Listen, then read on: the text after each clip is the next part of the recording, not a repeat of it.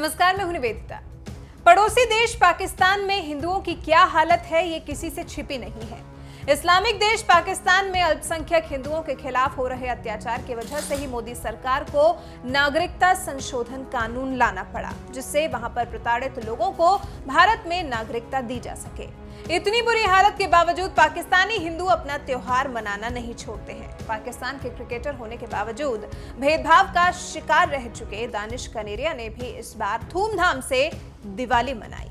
14 नवंबर को जब भारत समेत पूरे विश्व में दिवाली की धूम थी, तो पड़ोसी देश पाकिस्तान में रह रहे हिंदुओं ने भी बड़े उत्साह के साथ ये त्योहार मनाया। खुद पाकिस्तानी पीएम इमरान खान ने भी ट्वीट कर हिंदू अल्पसंख्यकों को दिवाली की बधाइयां दी।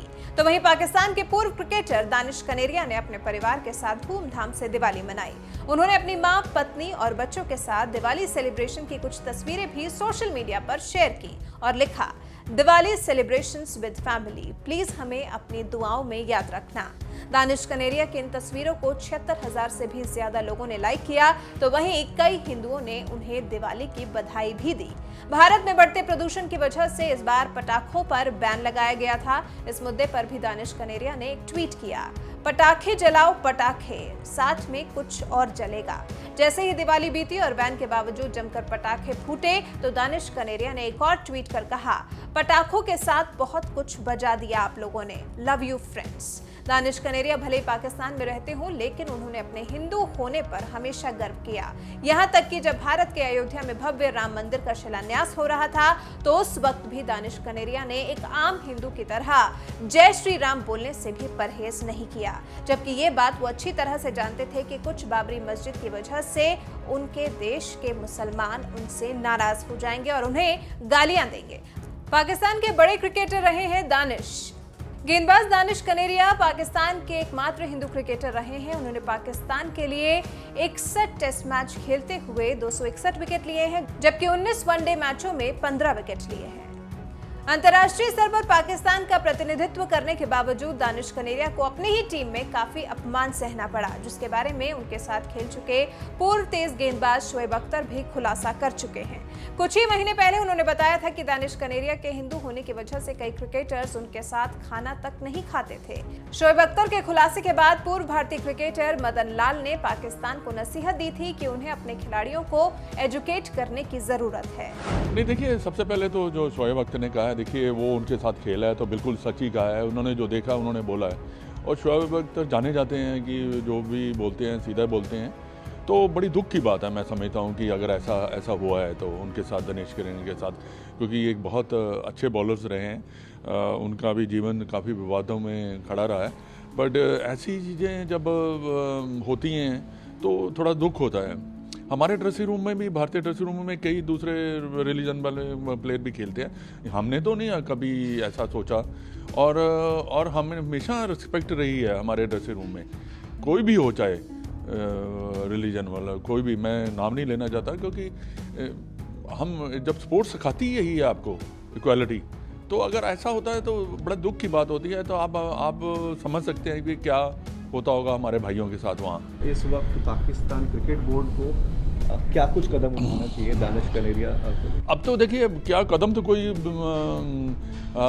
नहीं उठा सकते पाकिस्तान बोर्ड, पर यह है कि आप ये जो पाकिस्तान बोर्ड है, ये एजुकेट कर सकता है अपने प्लेयरों को। ये बड़ी एक पाकिस्तान को ज़रूरत है एजुकेट करने की, नहीं है स्पोर्ट्स में ऐसा नहीं। दानिश कनेरिया के बारे में कहते तो यहाँ तक है कि उन्हें हिंदू होने की वजह से ही टीम से किनारे कर दिया गया। यही वजह है कि 61 टेस्ट खेलने वाले दानिश कनेरिया को बेहतरीन गेंदबाज होने के बावजूद वनडे में खास मौका नहीं मिल सका। खुद दानिश कनेरिया ने एक बयान में शाहिद अफरीदी पर आरोप लगाते हुए कहा था कि शाहिद अफरीदी ने उनके साथ हमेशा भेदभाव किया है। वो न सिर्फ इंटरनेशनल लेवल पर बल्कि घरेलू लेवल पर भी ऐसा ही किया करते थे।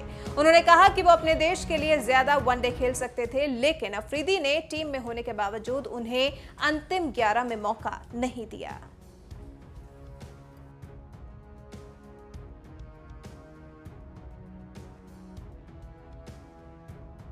नहीं, देखिए, सबसे पहले तो जो शोएब अख्तर ने कहा है, देखिए वो उनके साथ खेला है तो बिल्कुल सच ही कहा है। उन्होंने जो देखा उन्होंने बोला है, और शोएब अख्तर जाने जाते हैं कि जो भी बोलते हैं सीधा बोलते हैं।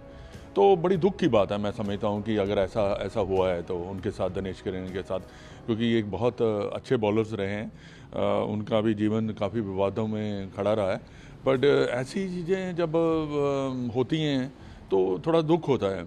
हमारे ड्रेसिंग रूम में भी, भारतीय ड्रेसिंग रूम में कई दूसरे रिलीजन वाले प्लेयर भी खेलते हैं। हमने तो नहीं कभी ऐसा सोचा, और हमें हमेशा रिस्पेक्ट रही है हमारे ड्रेसिंग रूम में, कोई भी हो, चाहे रिलीजन वाला कोई भी। मैं नाम नहीं लेना चाहता, क्योंकि हम जब स्पोर्ट्स सिखाती ही यही है आपको, इक्वालिटी, तो अगर ऐसा होता है तो बड़ा दुख की बात होती है। तो आप समझ सकते हैं कि क्या होता होगा हमारे भाइयों के साथ वहाँ। इस वक्त पाकिस्तान क्रिकेट बोर्ड को क्या कुछ कदम उठाना चाहिए दानिश कनेरिया को? अब तो देखिए, क्या कदम तो कोई